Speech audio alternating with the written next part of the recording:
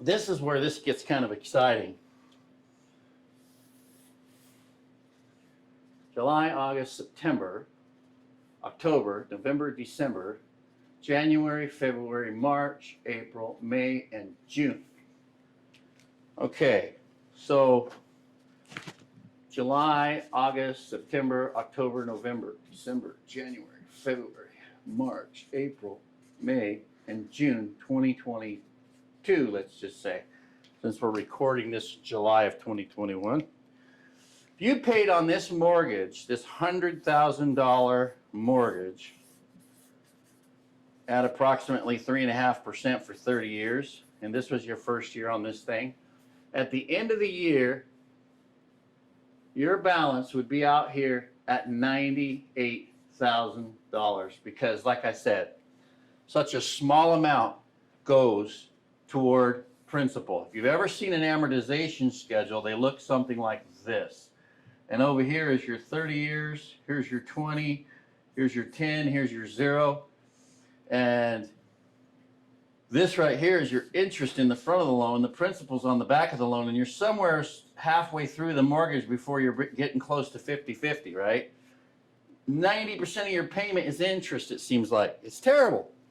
So if we go back up here and we use the same system that I just drew with accelerated banking, and you use an open-ended account so you can gather float, you can have this baby paid down in those same 12 months to, what is that, 76,000 bucks with our math at $2,000 a month, just with this example.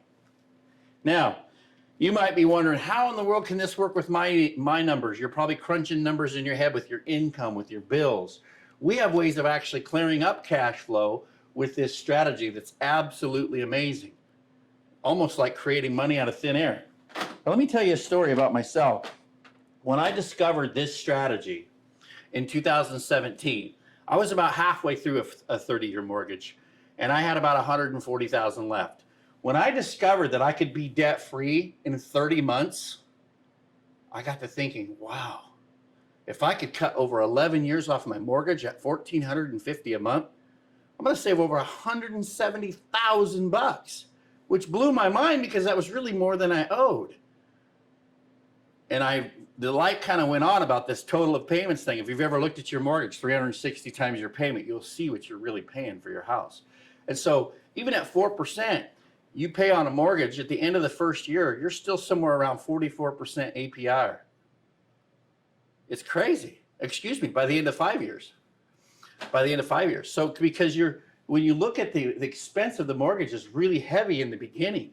And so even if you're telling yourself, I've only got 10 years left, this isn't for me, or I'm at the tail end of my loan now, it's amazing the cash flow that you can have back. Can you imagine if you could start stuffing cash away towards retirement?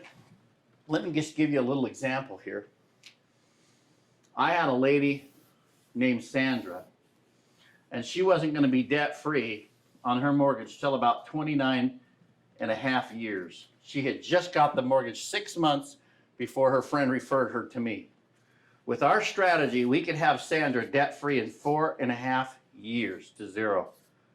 Oh, absolutely nothing on both houses. This amount of money from here, this is, remember I told you on an amortization, this is interest and this is principal. This amount of money of house payments that she did not have to send to her two mortgages came up to $600,000.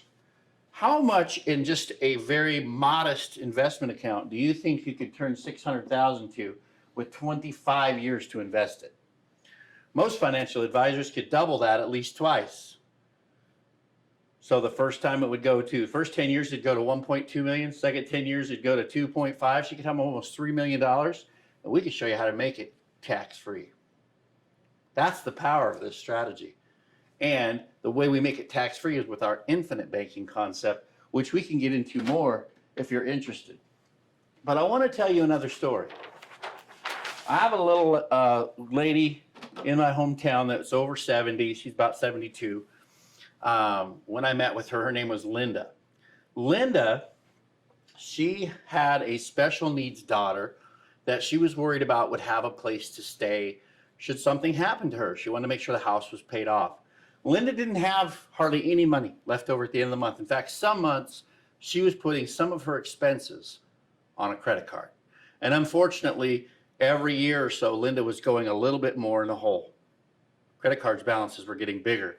And she realized she had a problem when someone asked her if I could ask her to talk to me. When we were done with the strategy, 30 days later, after we executed our plan, Linda had $1,900 more left over to spend at the end of every month. And she had the hope of being debt-free in about 56 months. That's amazing. What we can do, where if a debt consolidation company would have come in or somebody, they might have trashed her credit, or if she would have had to start selling stuff or downgrade, try to move to a different house. No, none of that's necessary. If you just change how you're handling your money, you can change what you get.